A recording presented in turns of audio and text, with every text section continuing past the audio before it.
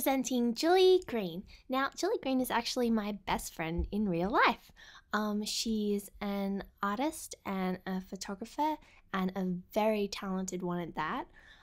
She has a really, it's a really sketchy and fluid style that is just really, really beautiful. She usually does photorealistic artworks, and her photography is really beautiful too. I am a terrible photographer, but I can still appreciate how much skill and composition and control and just artistic nature that she has in her photography. Yeah, so she's really talented. She does commissions and she does photography work, so she's a professional at what she does, and you can tell in the kind of work that she produces that she works at a professional level. You won't regret checking out her work. May I introduce Neisayer? Neisayer is a Brony musician that's been really making a mark for himself in the ambient kind of section of the fandom. He's done a lot of amazing, really soft, beautiful, really relaxing and tranquil tracks that I really personally enjoy. I've done a lot of collaborations with him, and I can say that he just has this beautiful, smooth style that it's just so lovely to listen to.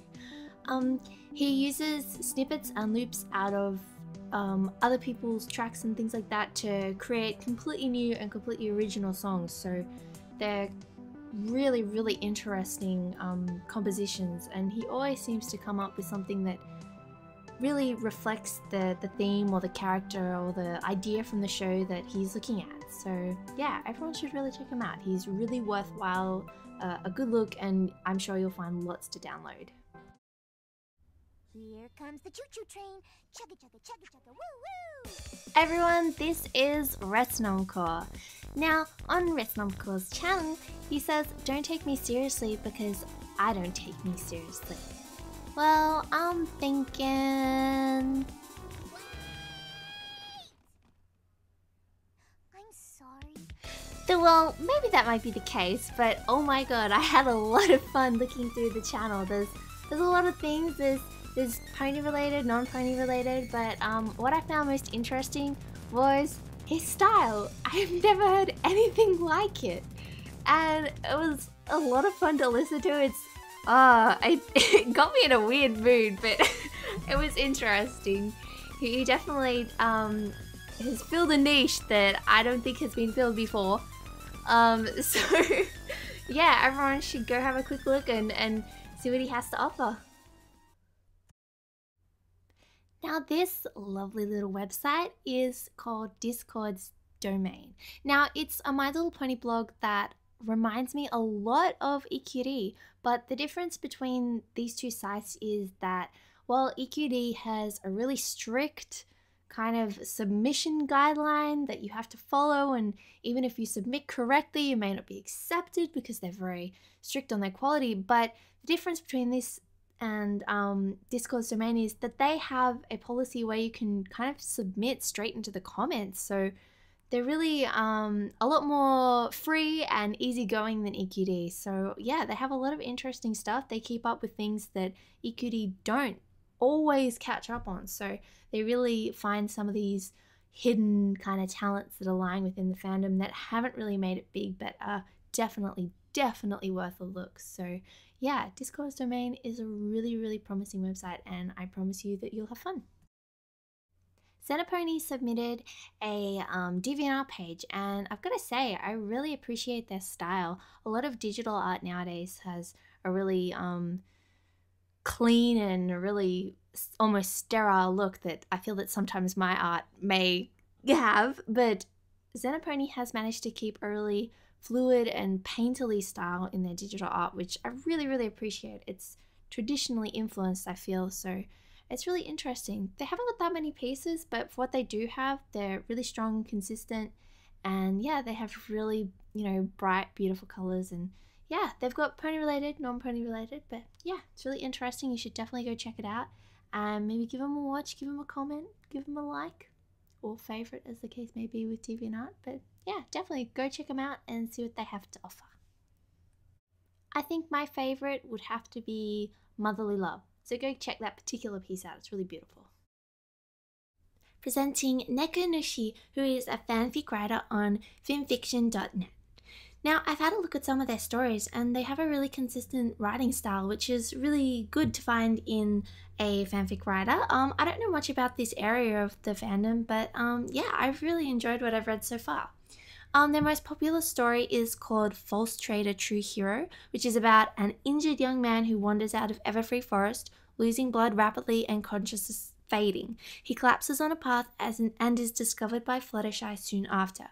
When he wakes up in a cottage surrounded by friends, he finds that he cannot remember anything, not a name, an age, nothing.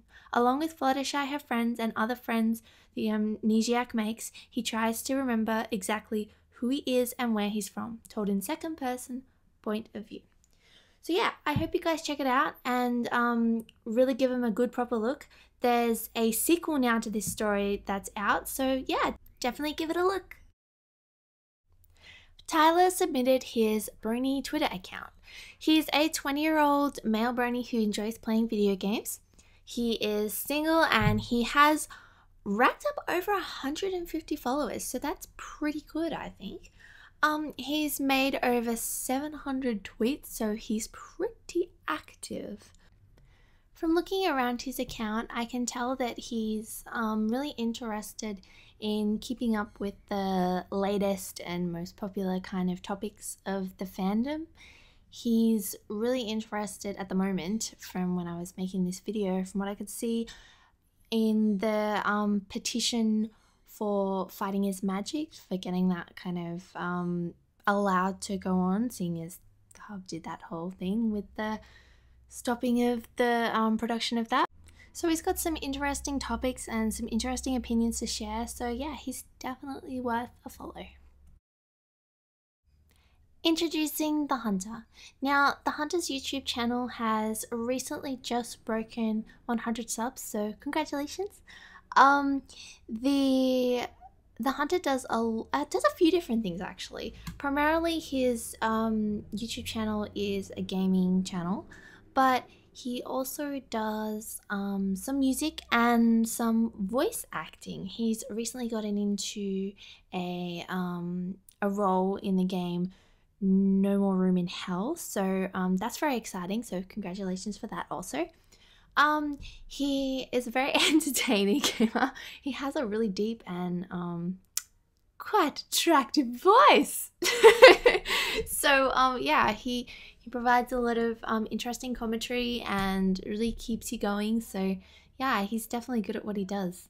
So check him out, have a look at what he does, and maybe you'll subscribe. I'm so sorry, I have no idea how to pronounce that name and I'm just gonna screw it up, so I'm not gonna try.